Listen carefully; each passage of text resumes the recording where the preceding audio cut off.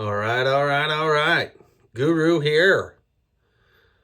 Well, it is the official, unofficial start to Steelhead season.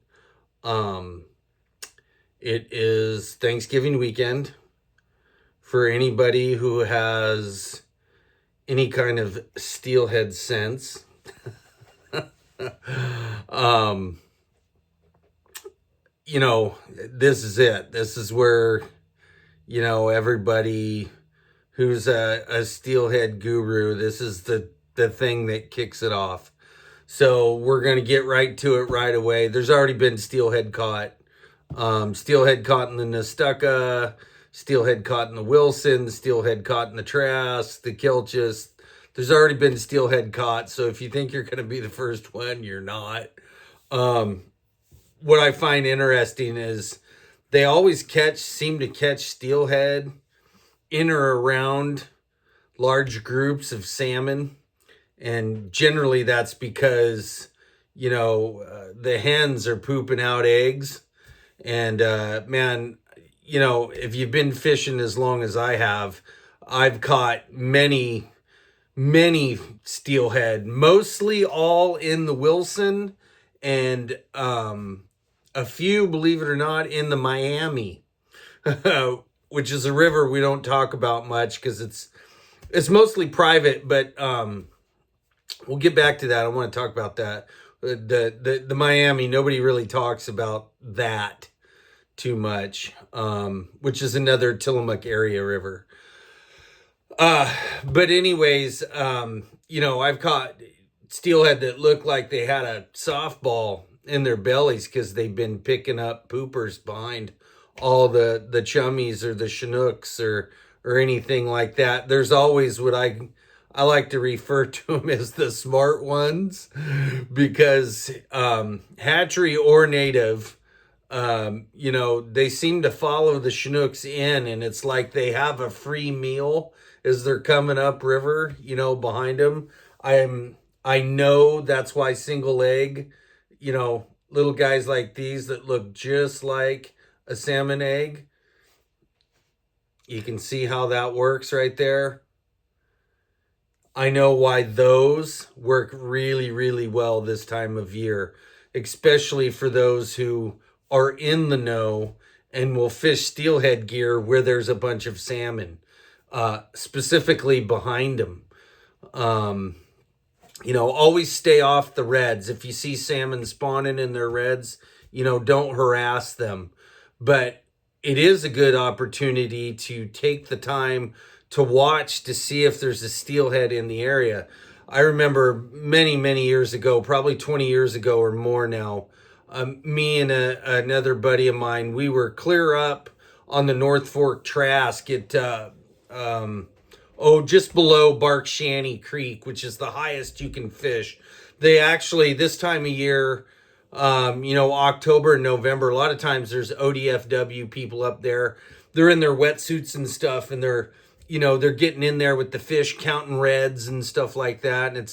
But we were actually elk hunting, and we just stopped down there. We'd come from the top from Barney down to the bottom, and we were just down there, just watching all these, Chinooks, and there was silvers. It was really cool, in this big pool spawning. And we kept seeing this one silver fish. It'd come up and it would raid a nest. And this big buck Chinook would just get so upset. It'd get just pissed off and try to push this fish out of the way. And then it finally dawned on me what it was. It was a steelhead. And it was coming up every time that hen would come over and lay and, spout out her eggs. That steelhead would come up right behind her and eat those eggs. Well, finally, that big buck Chinook just had enough, and it actually bit that steelhead and held onto it and pushed it downriver sideways. It was the coolest thing to see till, I don't know, and then probably 5 or 10 minutes later, it was good, probably 30-pound Chinook. Here it comes, back right up to where his hen was, and they did their thing, and they don't, those big bucks, they don't like anything else raiding their nest. And it goes to prove my point that there's always some steelhead in there to be caught. And everybody's got steelhead on the mind right now. This is definitely, you know, always a good time. There's not large numbers of steelhead out there, but they are out there. And you can possibly catch that bonus Chinook for those places that are still open for Chinook. They're going to be closing some stuff, I think, on the 1st of December, so no more Chinooks. Even though there's actually a push of late winter, what we call winter Chinooks, that'll come up. The Wilson gets some. I've caught them in January on the Wilson. Same with the Trask. Um, I I've never caught any in the Nestucca late like that into December, but I'm sure there's a few. But the Wilson and the Trask for sure. But um, yeah, we're in that. I hope everybody went out Black Friday and got all kinds of new gear, and you're getting that gear ready. Hint, hint, nudge, nudge. To fish and get everything ready to go, and be ready for the first of the year, and when the vast majority of the steelhead are coming up. A bunch of us guides, I fished yesterday, fished the Nestucca. We were mainly targeting Chinook, but I kind of had that in between gear, where it can hook steelhead, it can Chinook, whatever. Um, don't know what happened. We had absolutely perfect conditions. I mean, it was beautiful. 55 degrees, sunny. Um, Water was good. Nestucca was running about 6-7, just a beautiful green. Um, you know, just the way you want it. We were the first boat at Farmers Creek down. There was another boat behind me. I don't know how far they were going. We never did see them. They were hanging back. And we fished all the way down to Cloverdale. We never touched a fish. We plugged everything. We ran bait, jigs, ran my Helgermite. We fished hard, and we never touched a fish, and I have no idea why. We were fishing, everything worked out perfect. We had a north wind which flattened out that ocean, which when that happens, fish tend to come in. It's not like I was expecting large numbers of fish, but I was expecting some new chrome fish. We plugged everything we could. Um, we did it all. We just came up short, and sometimes that happens. It's a bummer when it does, but sometimes it happens. I know there was guys upstream. Um, I went back after we were done. There was a few boats up at First Bridge, and then a few boats even up at Fourth Bridge. There wasn't a lot of guys fishing Saturday, but there was some guys out there, and I had heard someone had caught a steelhead upstream. Very possible, especially in the Nestucca. As far as stockings go, the Nestucca and the Wilson get the heaviest stockings, around 150,000 smolts, give or take, somewhere in there. But they get stocked pretty heavy. Obviously, everybody knows about their brood stock program and some of the bigger steelhead that you can catch out there. And but we gave it all. That was one of my regulars, so I promised him a free trip, which I always try to provide the best experience I can as a guide, even if we don't catch fish. But it is difficult. It's a hard pill to swallow when you don't get at least one or two fish. But man, I don't know what it was. Just maybe we're at the end of the run. I thought for sure we might pick up that first steelhead given the speed of the water. It wasn't slow, but it wasn't fast either. The river actually came up. It came up gradually. I think when the rain hit, it was running about 5.4, and then it came up to about 7.3, and then started dropping. But it came up over a period of like 3 days. So it came up slow, and no wind. with a little bit of the north wind. I mean, I think the ocean swell was only like 4 or 5 feet. It was like a lake out there. I mean, you know, everything was right. It just didn't work out. Not a lot of fish there. I haven't gotten any reports how they did up north in the Tillamook area. I'm assuming they got some fish, but maybe, it's getting a little late. I'm almost positive everybody that fished Friday and Saturday was most likely targeting steelhead only. If they were targeting Chinooks, they were probably only running maybe some eggs or something like that. I'm sure there was a big fat group of people up at the Trask hatchery. But that being said, we're in steelhead mode. It's steelhead time. So the question everybody wants to know, where to target steelhead first thing. If you're going to target, if you're looking for that first, you know, steelhead, there's two rivers that you need to target, and that's the North Fork Nehalem and the Nicanicum. Both those still have an early run of steelhead. And obviously the North Fork a little better, but the Nicanicum gets a really good early run of steelhead where we should start seeing those first, few pods of hatchery fish coming up. And that's all accordance with the rain. As long as the rain is keeping the river levels up good, those fish are going to come in. Ocean conditions has a lot to do with it. So whenever you look on the weather, like for Seaside is, and ocean conditions there, always look for a north wind. The north wind is what causes the ocean off the Oregon coast to flatten out like a lake. And that's when the fish, they like to come in. If it's nasty out there, they don't want to come in. But if it's flat, they're coming in.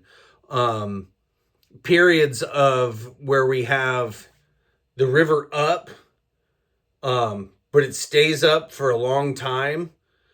On that drop, as soon as you start to see it drop, those fish are jamming. Remember, salmon and steelhead do not like a bunch of shit in their gills. They just don't like it. So, the fish will still come up when it's chocolate, but if it's full of shit, they won't come up. They'll stay down low. And, the drop is always the money winner. Man, that's when really special things can happen, is on the river drop. So Nicanicum, North Fork Nehalem, that's where I would be looking for the first good numbers of early winter steelhead, this early, what we call the fall run, November, December steelhead. Otherwise, most of the other rivers, it's all going to be after the first of the year, January type thing. The other thing is keep in mind that, there is a lot more fishermen than there ever has been in the state of Oregon. If you can fish weekdays, I say this every year, man, that's the weekdays under great conditions is really the place to be. You can never go wrong with that. If you can afford to take a day off and maybe work a Saturday to make up for that day off, that's, do that. Typically it's Tuesday, Wednesday, Thursday, man, are your days. Monday, it can be good. It just depends on how hard the rivers got hammered during the weekends. But Tuesday, Wednesday, Thursday, man, if you got to work a weekend to fish a Tuesday and a Wednesday, or a Wednesday and a Thursday, I would strongly consider that. It definitely will. It just seems like the best bites here in the past couple years have all been during the weekdays. I mean, there's no getting around that. I see a lot of retired guys with a lot of limits, and they ain't fishing no weekends, let me tell you. I know quite a few of them that absolutely refuse to fish a weekend. They fish weekdays only, and that's it. Especially a lot of them old salty dogs, man. They don't even start getting interested till Tuesday. But we're going to do some tackle stuff today. Something I want to revisit that I was shown this way back. Actually, it was a very famous bass fisherman by the name of Kevin Van Dam. And back when I was chasing the state record smallmouth and doing a lot of bass fishing, and I was always watching, those shows looking for new tips. And actually, this was one that Kevin had for a double. It's basically a double. Oh, what are those called? It's a soft plastic like fish that they use, but it's basically a jerk bait, but it's soft plastic. And this was a double rig that they had come up with.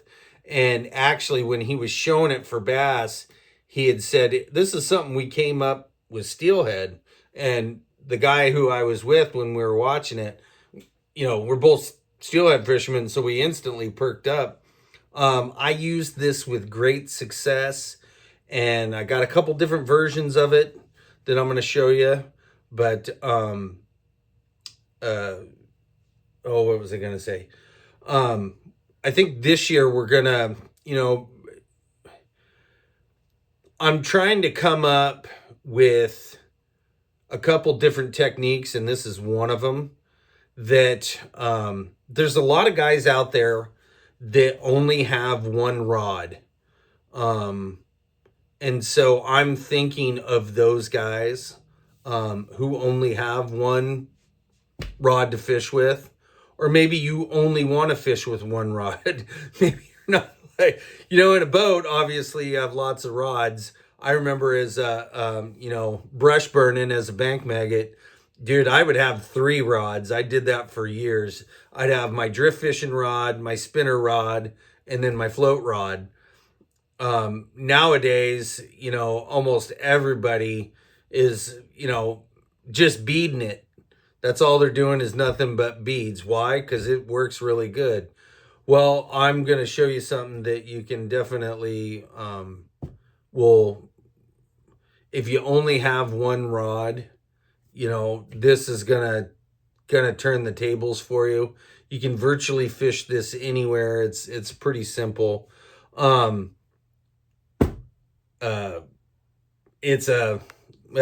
just get to it. So basically, what we're gonna start out with,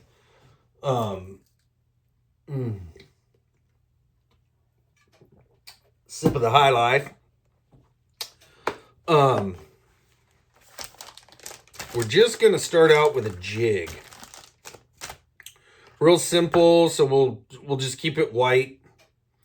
Actually, here. We'll use this guy here. You'll never see a jig like that. Why? Because I make them and I don't share secrets all the time.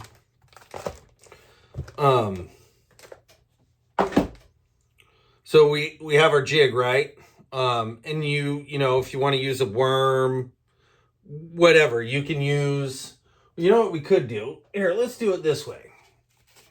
So typically a lot of guys just do one of my customs. Actually, I shouldn't say my custom.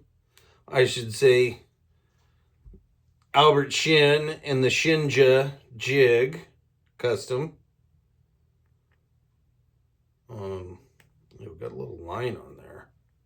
Because typically that's how we would do this, is with marabou. But you can use a worm, whatever jig you want to use. There's no right or wrong here. So, this is just some 15-pound Iser line. If you guys aren't familiar with Iser line, you should get familiar with it. Dude, this stuff, I cannot say enough about it. It is the shit. It is the absolute shit. I used to think Maxima was the best line ever made. Maxima is a good line. You can never go wrong with it. But this stuff right here, man, for, you know, just your, all your every day stuff. So actually we'll just keep the leader long for this. So all you're going to do is you're going to half this. Of course, I would make this much longer because you can always trim it. So like for this video, we're just doing it, you know, it's about 1.5 feet long. But I would make this thing like probably 6 feet long and then trim it you'll see how I'm going to trim it here. So all we're going to do for the sake of this video, we're going to use a red hook so you guys can see it. It's just a number 1.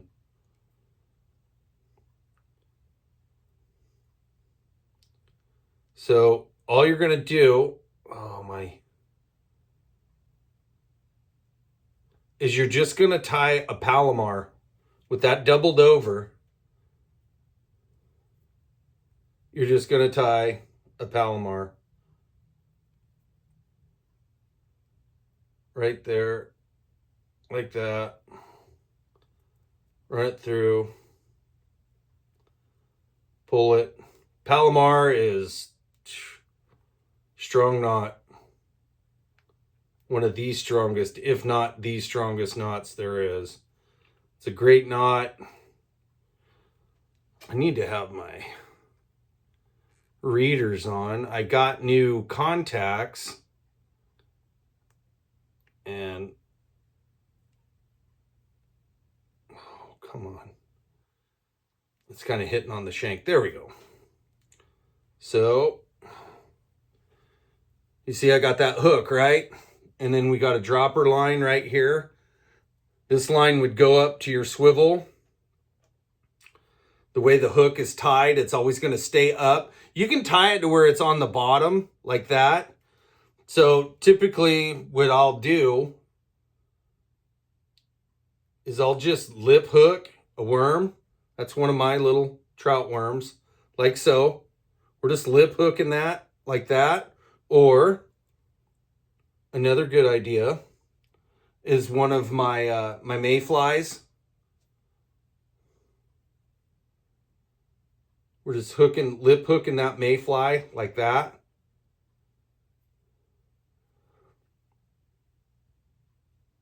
So that sticks out perfect like that.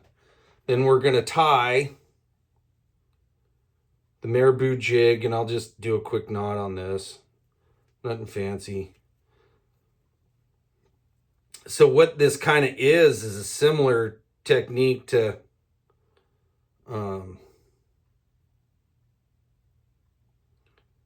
drop shotting. I'm not even going to clip that. So you have, see how that bounces? So this has mega action. I mean, big time. Like I said, you can tie the hook either way you want to, but you have this on the bottom, this like that. Now, there's another way. I'm going to show you guys another way that you can run a jig. So your jig on the bottom here. Then you just tie that up to your swivel with your float, and you got a double rig. Man, in the water, when that is floating, that thing is going all over the place. So you'll see a lot of people that are running a double rig where it's tied behind. I don't necessarily like that. It tends to get snagged up quite a bit.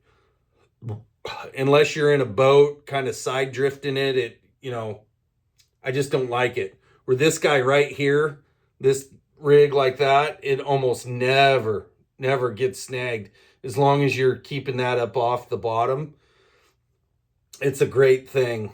We were always doing them before I had my soft plastics. I would take, I don't know if I have any of the small, I do. So Mad River, you guys all know, it's the only thing I don't, I don't pour. So actually I'll take that bead off there. So these little Mad Rivers, these are the 3-inch.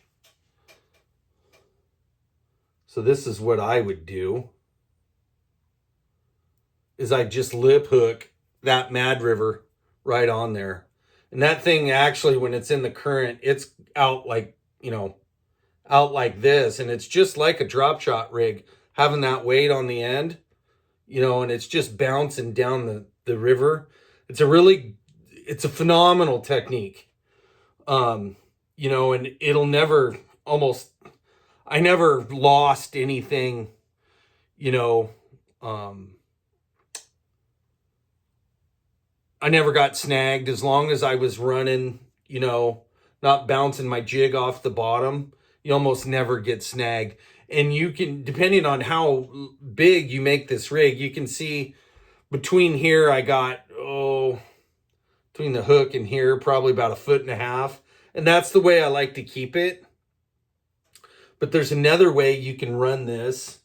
I'll just set this over here for now. Where you, for the sake of this video, I'll just make it small. So you're just going to take same size leader and you're going to half it, right?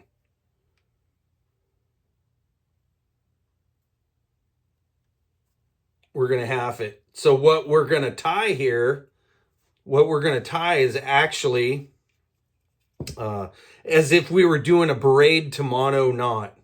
So we're just going to run our line through. Everybody knows the knot I'm about to do. Got your loop on the end, right? You can use any braid to mono knot you want to use on this. It doesn't necessarily matter. What matters is, here, we'll just do a quick one.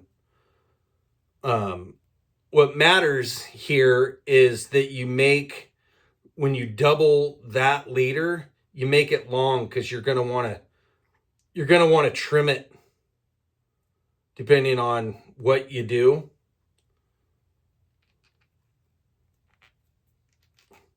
So we've made our, our Albright knot or FG knot, whatever you have. See? Well, you see your two ends that you have here now? You guys see where I'm going with this? So this end would go up to your swivel right here, and you have two ends. So on one end, you're going to do your jig. So for the sake of this video, we'll just cut that off real fast.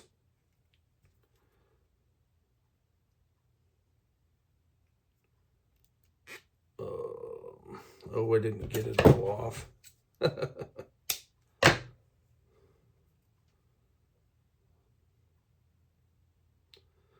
My eyes, these new contacts, my distance vision is amazing. But my close-up vision is just terrible now. But they told me that I would have to get some 1x readers. I actually got some 3x. So we have our jig on the end right there. So that's your jig. But see here, now your jig's on the bottom. You have this long tag end. This is where you do your bead. So for the sake of this video, we'll just do a quick, here, I'll just put that on there. One of my hard beads. El Natural.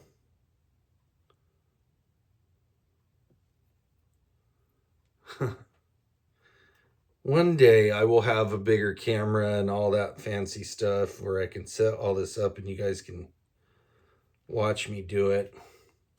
But here is our bead, our hook, and our dropper. So that is basically drop down like that. This other one comes up to your swivel for your float. This is another just absolutely dead sticker, man. I mean, and again, you're not going to get snagged as long as you throw this thing out right. But I will tell you, with this one, you got to keep the bead no matter which one you use, you got to have the weight on the bottom in order to make this work. And then, depending on how you want to do it, you can do it with the jig closer, I tend to keep them about the same distance apart. So, about a foot and a half apart, 2 feet. I actually would make this a little longer, but not much. Um, and with that knot like that, they tend to almost never get snagged up. It's just really, this is a deadly, deadly technique. And again, you're double dipping. You're hitting them with two techniques with one rod. You don't have to have two rods. Um, you know, this is just one way to show you. I got a couple others I'm going to show you guys for everybody who's new and you only have one rod. And we'll talk about that for a minute. Rod selection, if you're, I'll deal with it later. Rod selection, if you're only gonna buy one rod, you'll get 50 million opinions on this. Everybody's got their own thing, but I'm going to give you two versions. Whatever that one rod is, the one for sure thing it has to be is at least 9/6. It's got to be a 9/6 rod. Mainly because the 9/6 is going to allow you to kind of do everything. You can throw a spinner with it. You can float with it. You can drift fish with it. You can bobber dog with it. You can do everything with it. That length. Now, as far as the weights go, my favorite right now, and it has been for a long time, and there's various versions of it out there, is that 6 to 15, 6 to 17. I have several of them. 8 to 14 is a good one too. It's a little heavier on the backbone for fighting bigger fish.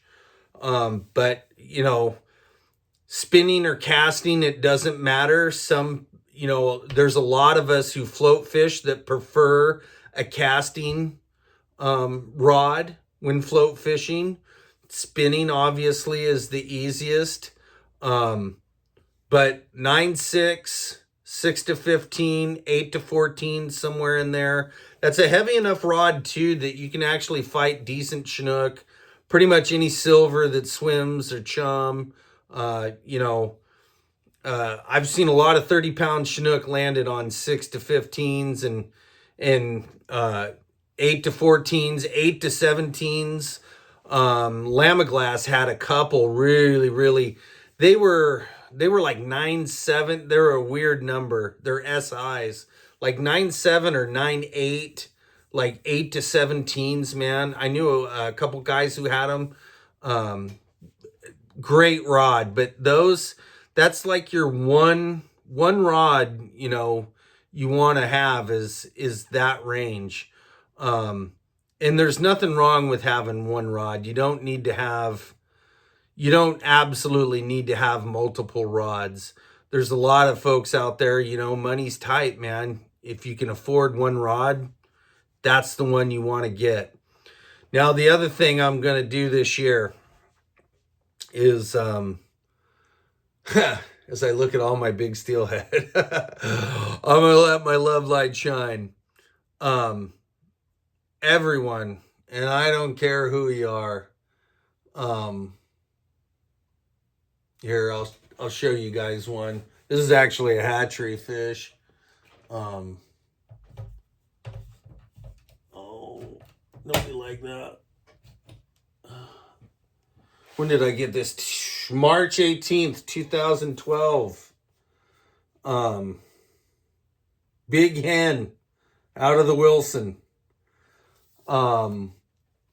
Big hen. I'll let you guys guess on how heavy you think that fish is. Now I'm gonna give you a little hint. You see here, she doesn't carry her girth through her tail, but her fucking tail's about 10 inches long. She's in the teens. She's not 20. But I'll let you guys guess. Whoever guesses it right, maybe I'll send you some free goodies. But you know, whenever I have a whole wall of big fish like that in the teens, I've been very, very fortunate and very blessed to get a lot of big steelhead. And I know a lot of people haven't. And fish like that are what dreams are made of, you know. And I think everybody should get at least, you know, a couple dozen opportunities to fish that big. If it were up to me, man, I'd be flooding the rivers with smolts where everybody had the chance to catch big fish like that. It's just something I believe that I wholeheartedly believe that if we could all just go hunting and fishing together, then all the differences between us wouldn't be so fucking terrible, bad, because there's a lot of, you know, it's just shit what's going on right now in the world. And but we take solace on the river and in the field, you know, where we don't have to see that yucky shit.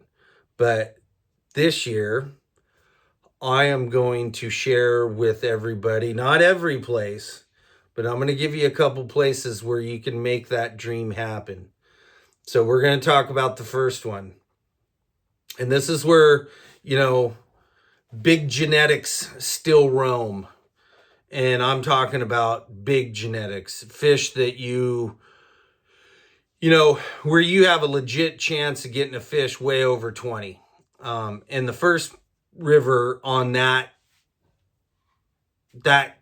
you know, that challenge for you is the Big Nehalem.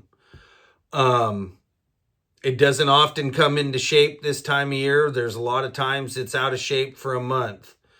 But the reason I'm going to focus in on the Big Nehalem right now, and it's not like it's not fished. That river's fished top to bottom, from fucking timber all the way down to, you know, the mouth.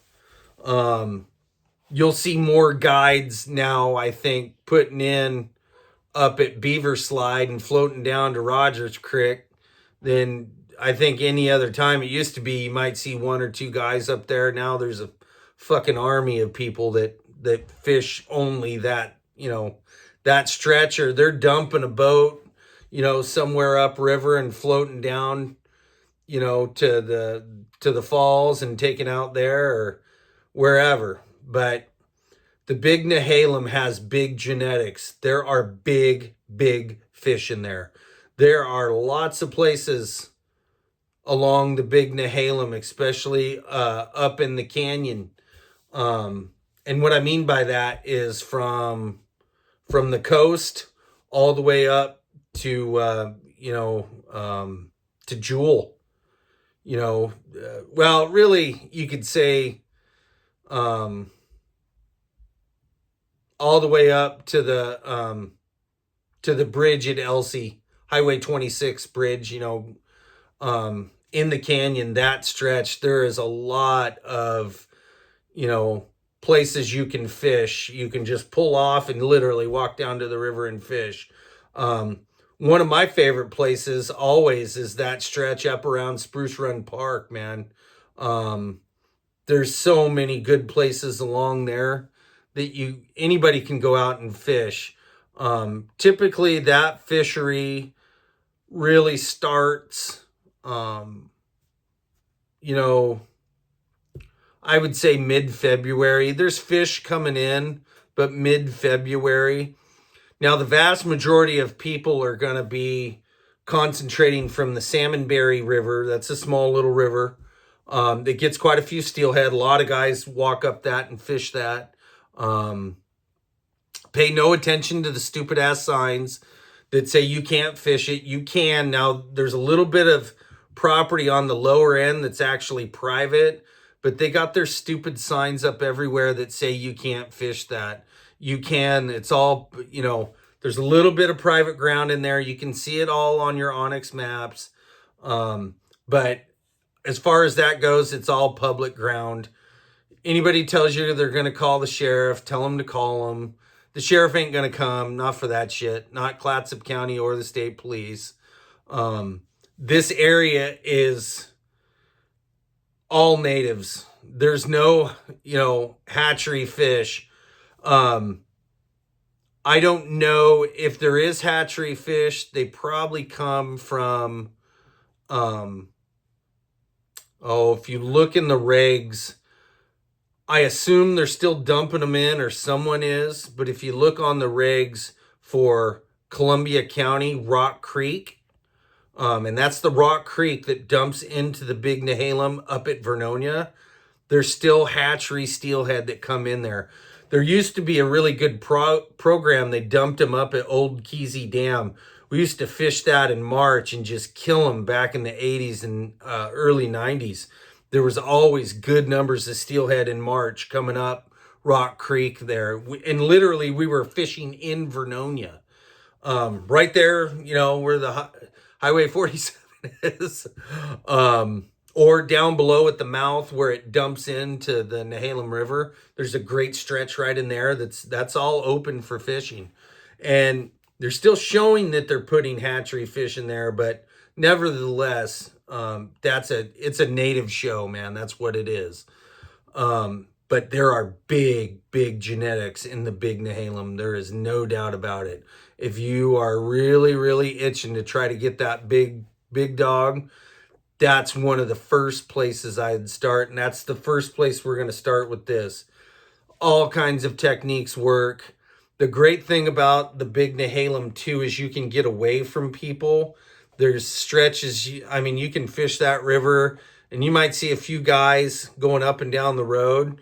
Now it's paved from Highway 26. If you come in that way, going towards Spruce Run Park, that's all paved too, man. So it's really easy. It doesn't turn to gravel till you get way down river. There are some private land around going down river. Most of it's clearly marked. If you have Onyx maps, you can see it, no problem. Just be aware too that a lot of those locals down there will put no trespassing signs, all kinds of shit on public ground because they're trying to keep everybody out because they want it all for themselves. So, get your Onyx maps. If you're really worried about it, you can go to Clatsop County, the land use and everything, and see who owns what.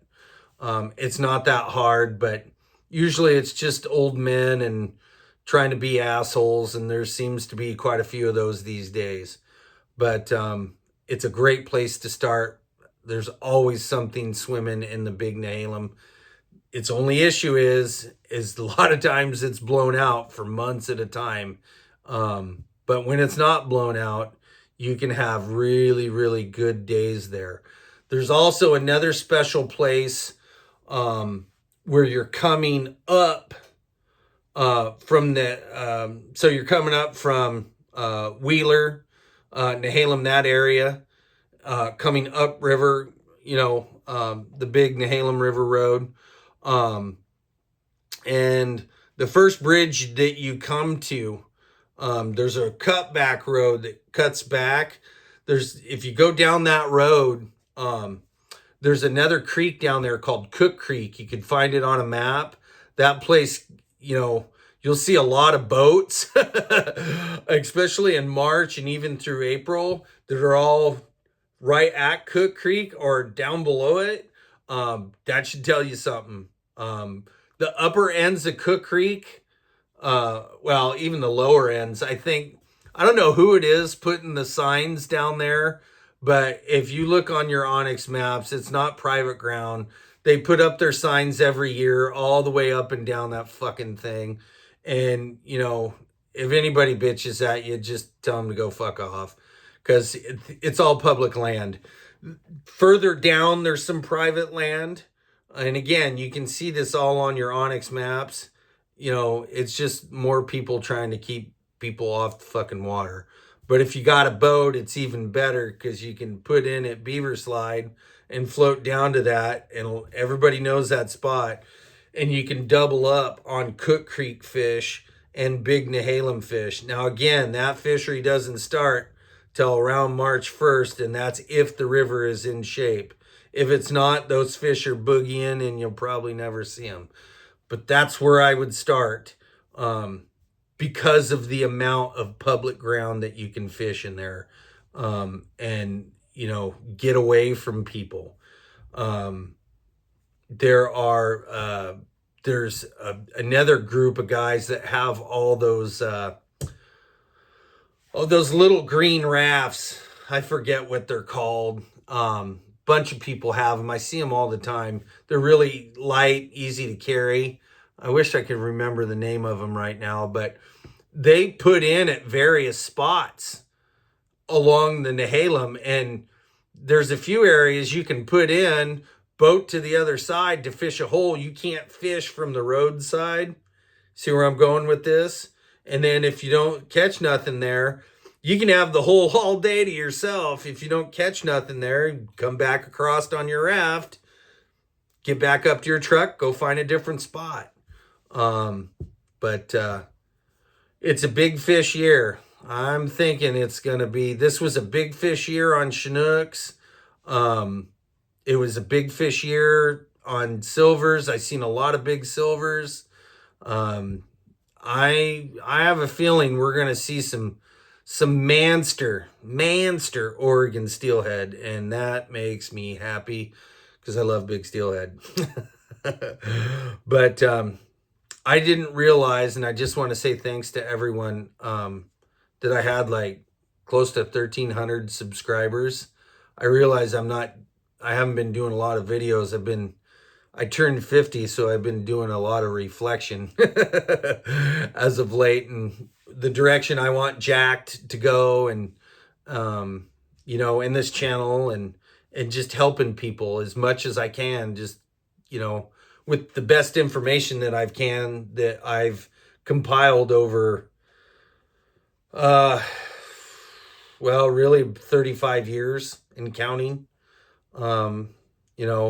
Really my big steelhead career started at about age 15. So that's the name of the game for me, man. Just helping everybody get into big fish, especially big steelhead. That being said, I just want to say thank you for all your support. Thank you for loving the channel. Hopefully this information helps you guys. Hopefully this double rig, we're going to be doing more double rigs. For those who only have one rod, and especially for those who just want to learn how to fish for steelhead and salmon and stuff. So that being said, tight lines, shoot straight. God bless. Get out there and be wild. Be really wild. Guru out.